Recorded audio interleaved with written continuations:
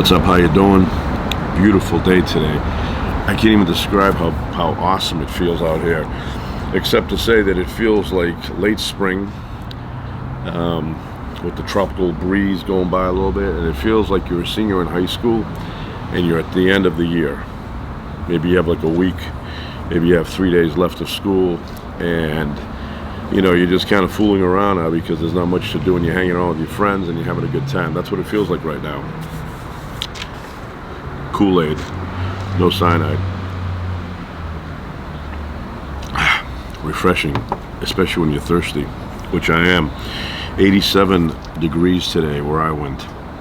87 degrees, so I'm kind of thirsty.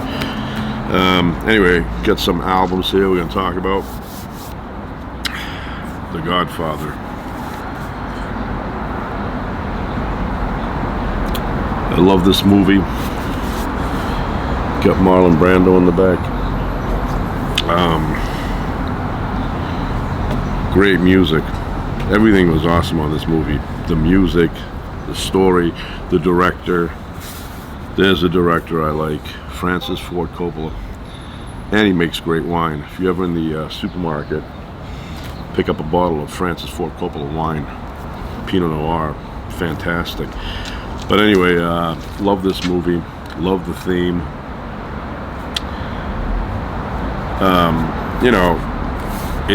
It's plot oriented. It's not just violence like some movies that have this kind of theme. Great choice with Marlon Brando, Al Pacino, James Caan.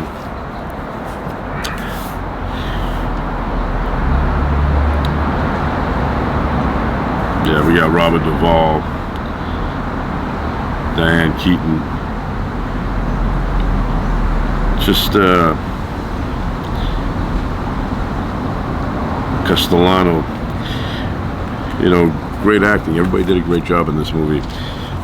And this is the kind of movie that if you allow a few years to go by, you miss it and you watch it again and it feels like you're watching it for the first time. You notice all these details. So, big fan of that. Paramount Pictures. And then part two, which it's very rare, at least for me, to like the sequel more than the original. But I like this one more than the original, and I love the original, but this one here I love a little bit more. They did that split timetable where they show you the present and then they show you the past, where Robert De Niro is playing the Don Corleone character. Yeah, this is my favorite Godfather, number 2. So we get to a little bit of Billy Joel music here. I'm going to tell you a little bit about this after I take a little sip.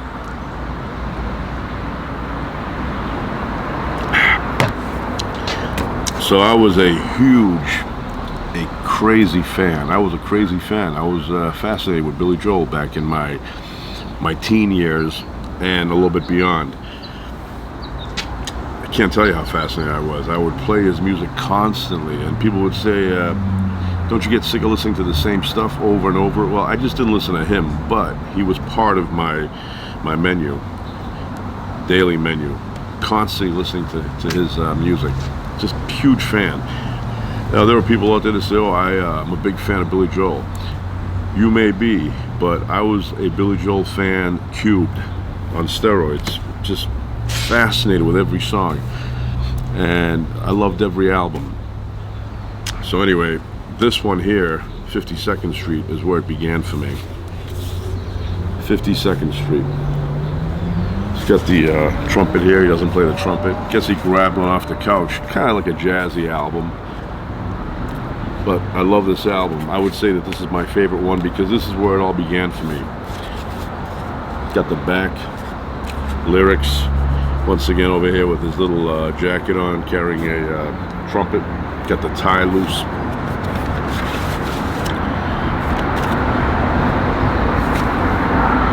The band with Phil Ramone in the middle. Give credit to this guy. This is the guy that put Billy Joel on the map. Prior to that, yeah, he had songs, but they weren't that popular. Not like this. So there he is with the trumpet. So anyway, I'm going to talk a little bit about this album.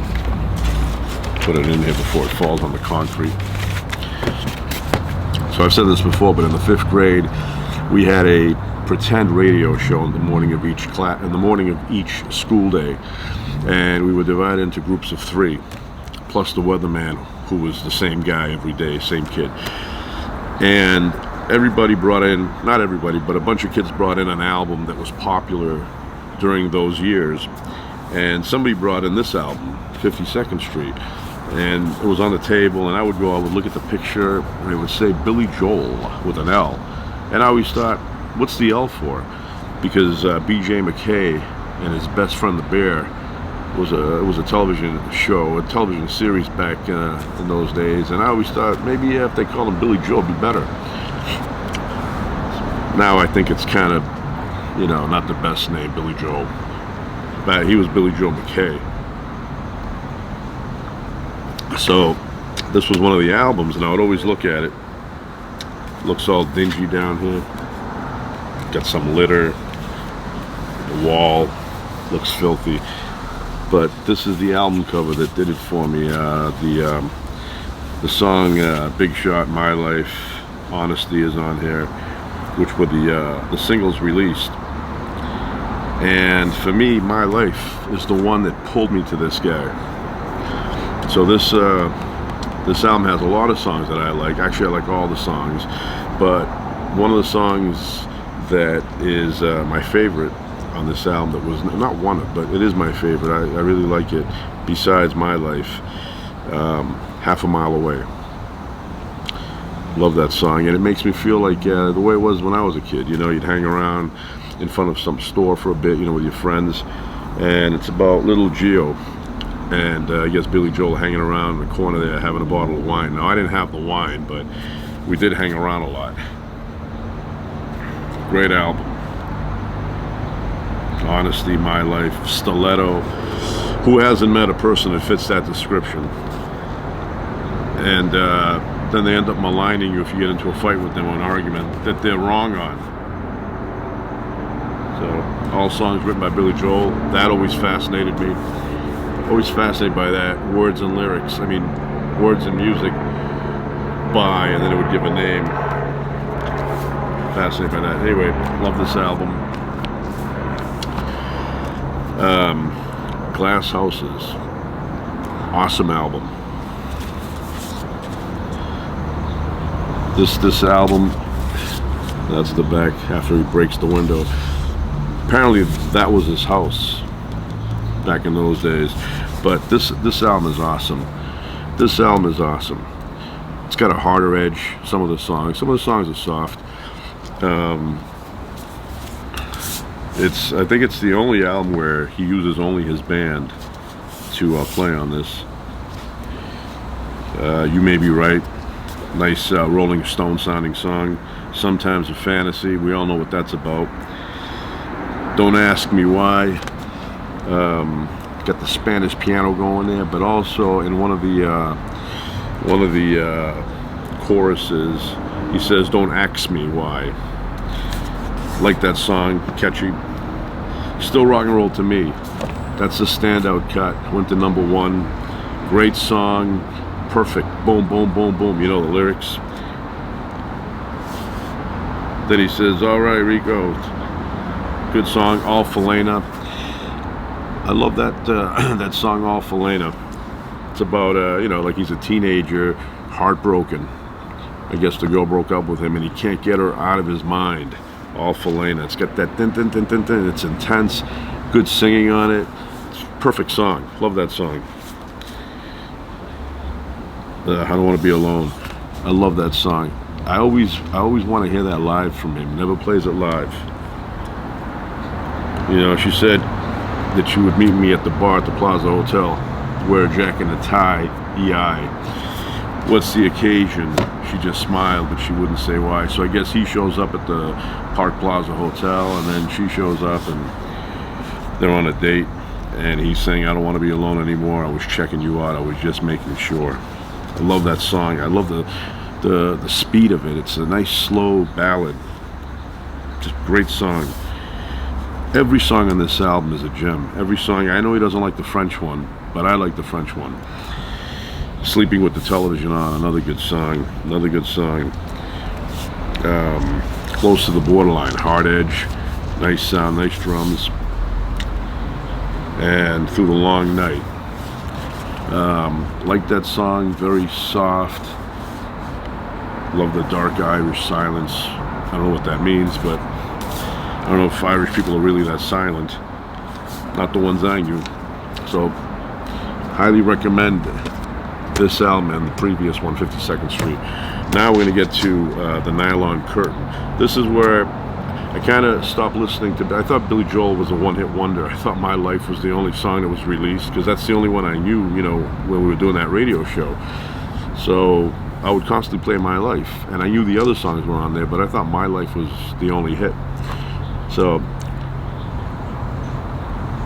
then years went by. I didn't play any Billy Joel, but I had him in the back of my mind. And I remember listening to Casey Kasem, and the album Nylon Curtain had come out, but I didn't know. And Casey Kasem said, next up on the countdown, we have an artist who used to be a boxer. And then he said, stay tuned to find out who that was. And it was Billy Joel. He started, when he came back from break, he was explaining, you know, Billy Joel was a boxer. And he's got a new album called The Nylon Curtain. And we're going to play, I think it was number 20 on the charts when he was talking. It was Allentown. And that's a cool tune. So this album is the deepest album that he has. It's very very deep with meaning. You know, got that cover. Then he's in the back having a little drinky poo, coffee. And when I remember when I was at the record store looking at this, I go, wow, he got old. But now he looks like a little baby here compared to, you know, what he looks like now. He's not old, he just has a beard. But Allentown, Laura, love Laura. Dark song, sounds like the Beatles. This whole thing sounds like the Beatles, this album here. Pressure, love Pressure. You can feel the pressure just from the music. Even if there were no words, you can tell this song is something about like pressure. You can feel it. Goodnight Saigon, about the Vietnam War. Love that song. Got the helicopter coming in. You hear it live, you may lose a filling. It's that, you know, from your teeth. It's that powerful, that helicopter. And when I didn't see him do it this time when I saw him last month, but every other concert I've seen him, he always did Goodnight Saigon, and he would always have the Vietnam veterans come up on the stage and sing the chorus. Love that song. She's Right on Time, another song I really love. Like the video there, you know, it's like a Christmas song. She's running through the streets to meet him, and he's all clumsy at his house waiting for her. A Room of Our Own, the divorce song, that's what that is. Love that song. Got a good, you know, sound to it.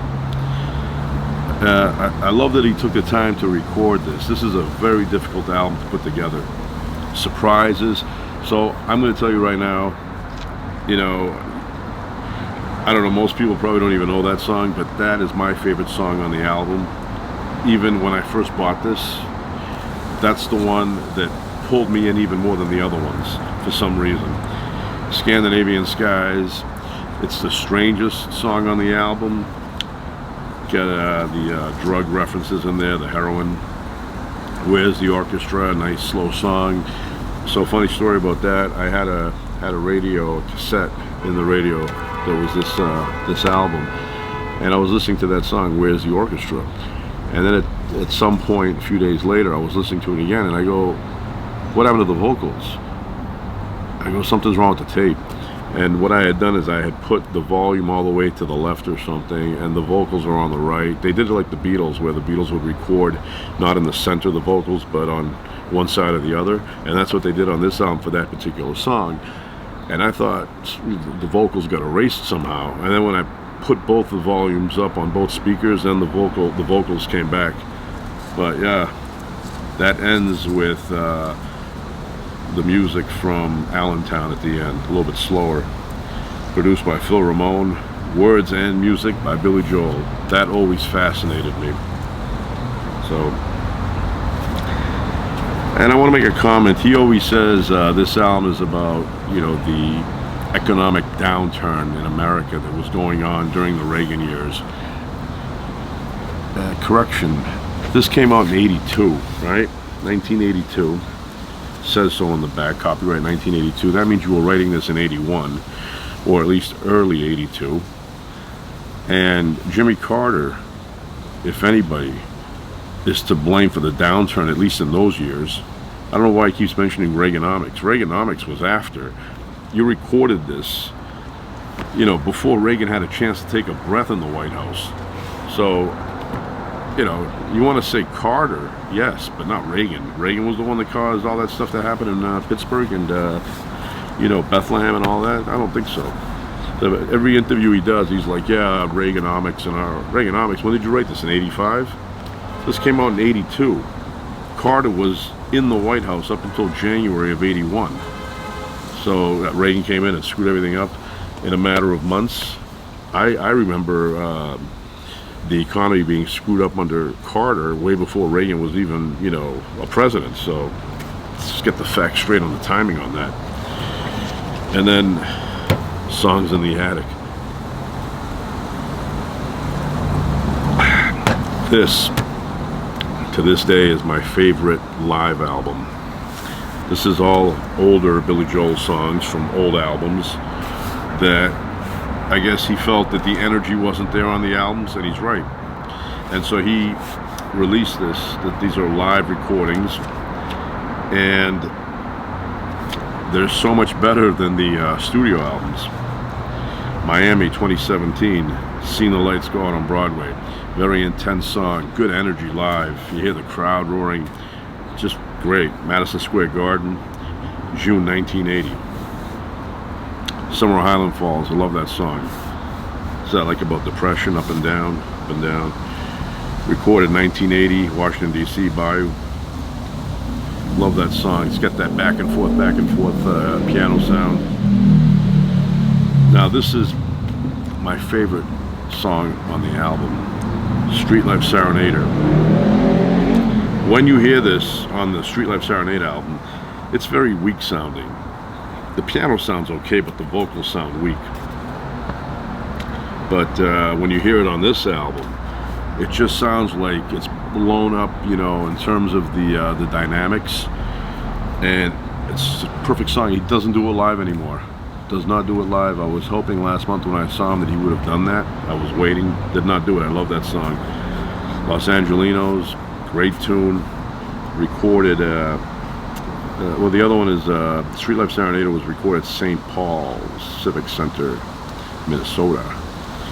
And then Los Angelinos in Hartford, Connecticut. You think you would have recorded it out here. Everybody Loves You Now, fast-paced song, fast guitar playing. Love that song. Came out. It was on the original Cold Spring Harbor album with the high vocals on that. Say Goodbye to Hollywood. This is a better version. Milwaukee, Captain Jack. Big fan of that. Does not do it anymore. But on the live album, much better than the studio album, which was on the Piano Man album. You're My Home.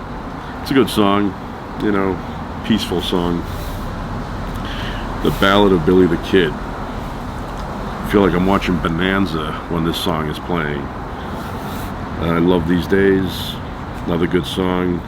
Recorded in Chicago, Illinois. 1980. All these are 1980. Words and music, Billy Joel. So that's him in the attic.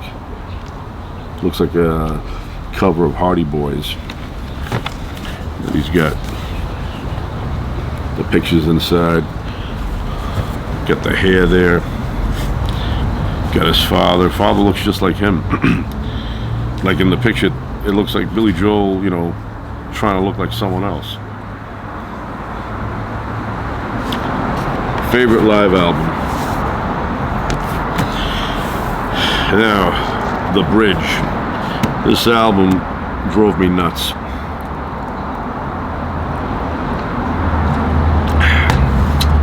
So I really became a fan. It really caught on to me 1983 when An Innocent Man came out.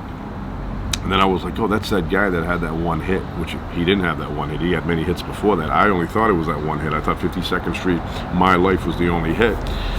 And yeah, Allentown too, but I was fixated on My Life.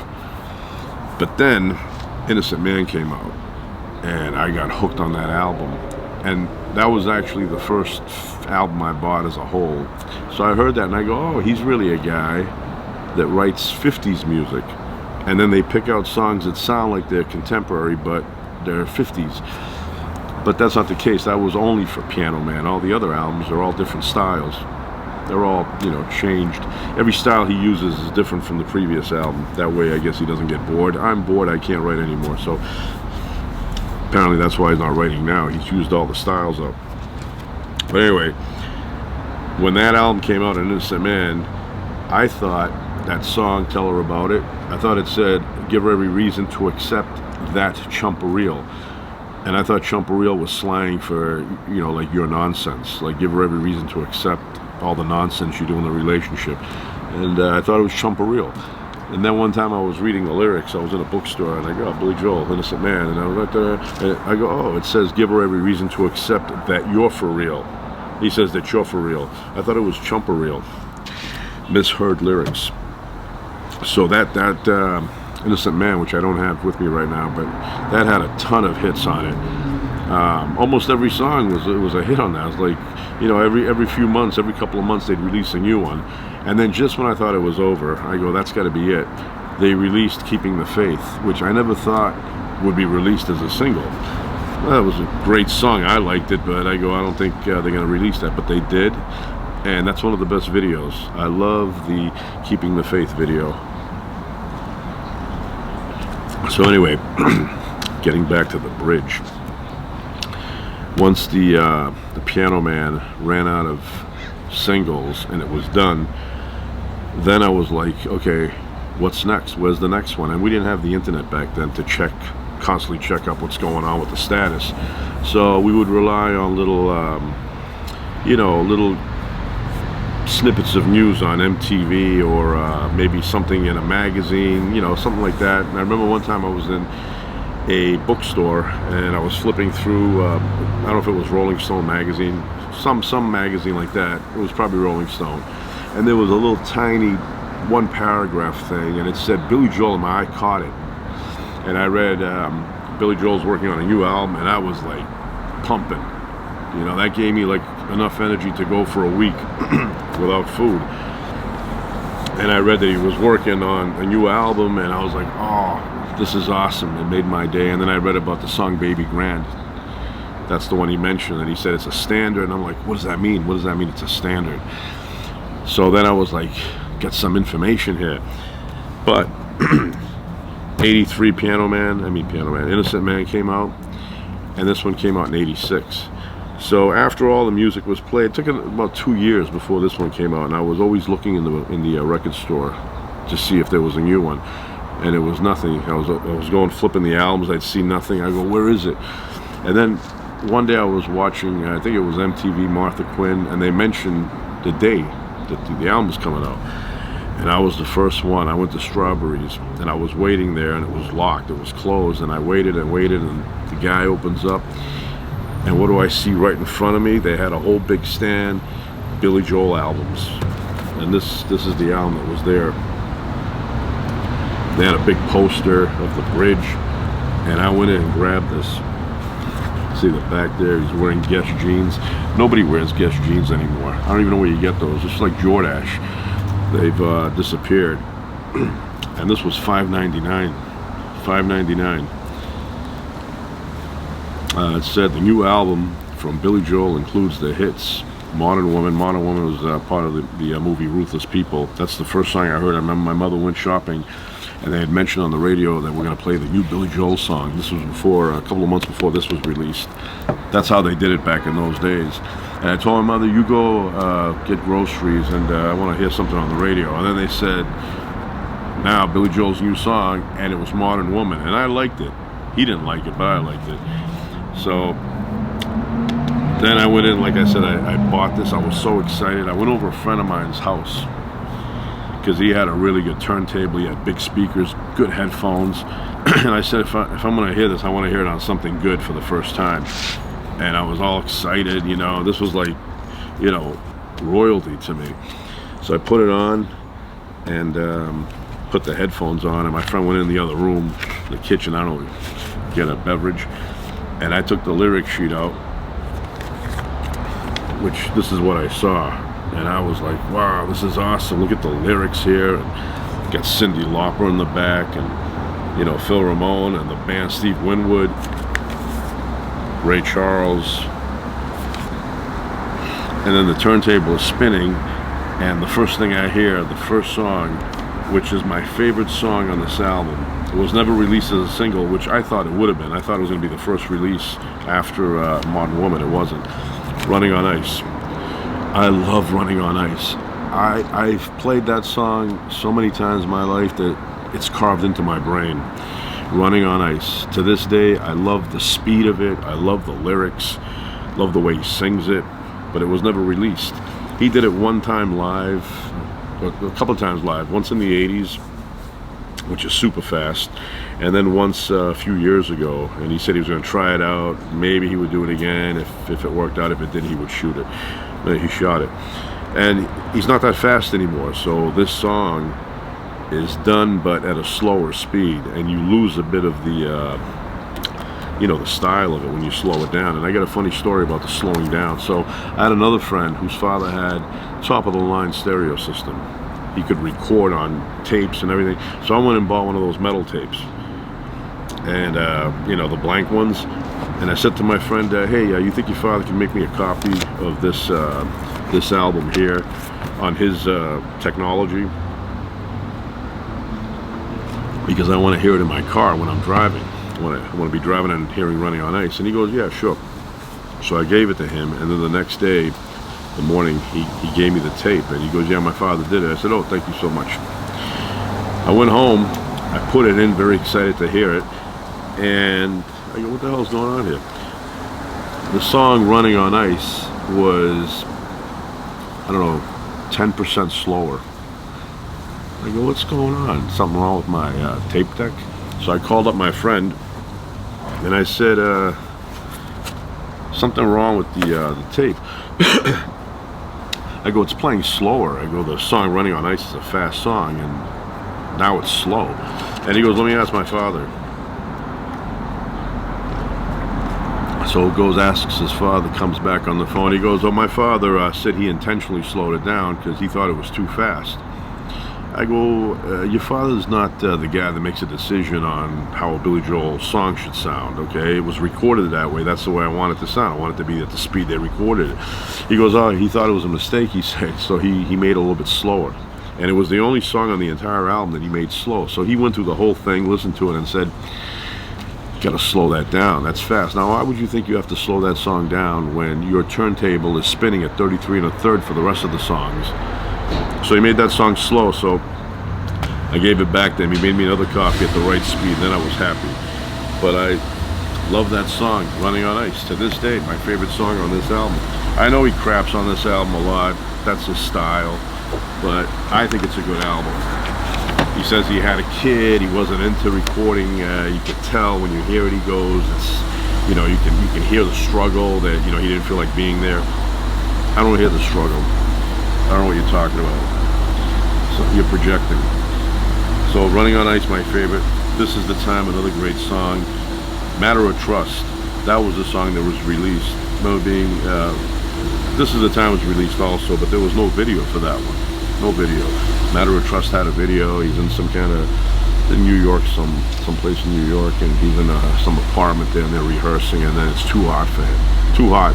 It says open up some windows. Then he starts playing, and everybody's outside listening to him, and some lady's saying shut up.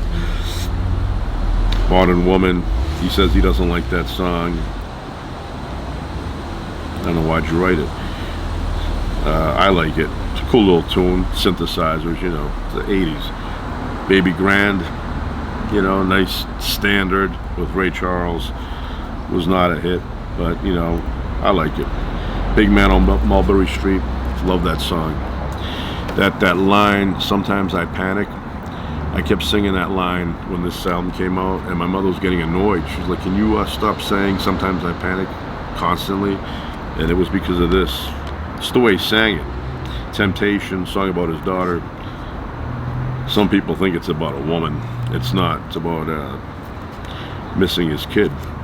Code of Silence, that's the one that I think Cyndi Lauper supplied like 2 words, gave her credit. Maybe it was more. But he had writer's block, and Cyndi Lauper was recording in the same studio, in the same building, different studio, and she came down and helped him out. They completed that, and he gave her writing credit. It's the only song in his 12 albums that he wrote with someone else. Apparently he can't write with other people. And Getting Closer. That's a cool song. Steve Winwood. You know, I like it. Guess it's about the music business. And Steve Winwood plays, what is it, the Hammond organ on that. But I like this album. So I wish he would stop crapping on it. And here's the thing. When I saw him live last time, he did not play not even one song. Not even one song from here. Not even one song. And I think this is the only album that he didn't play at least one song from. I don't know. He could have played Matter of Trust. That's the song when I went to see him during this tour. That's the song he would open up with, Matter of Trust. But he would do This Is the Time. And I remember he was giving us a little speech back when this album came out. And he was saying, you know, forget about the past, forget about, you know, future that hasn't happened yet. He goes, this is the time right now, right now. And then he would do the song, but like, so, yeah, that's it. That's it. But this one here, the anticipation from me for this album was, from a scale of 1 to 10, it was 18. It was 18. And then when it came out, I was like I had gold in my hand. I couldn't wait to hear it. I kept looking at it. I go, oh wow, it's cool. Love the color. You know, $5.99, like I said. And then when I opened it up and I saw the red letters and the black and white pictures, this guy here, I think his name is David, right? From Gloucester, Massachusetts. Every time he would introduce him in concert, he would always say, from Gloucester, Massachusetts. What the hell's his name? David something. David. I think it's David.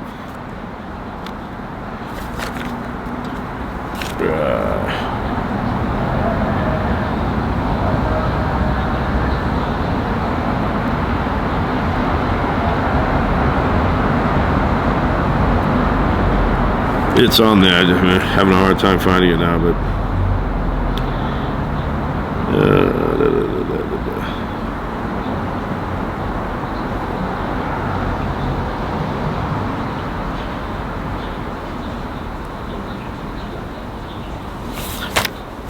David Brown from Gloucester, Massachusetts. David Brown, and the only the only guy that's on his current lineup, current band, is Mark Rivera.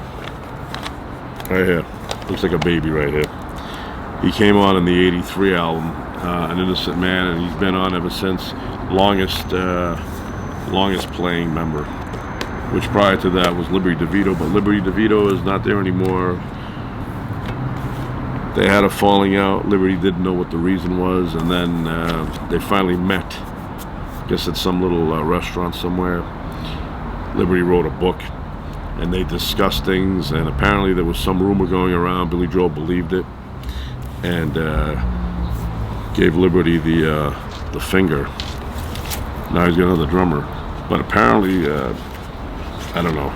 Apparently it wasn't a true story, so that's a shame. Gotta watch out what you believe in. So that's it. That's it, and the Kool-Aid's almost done.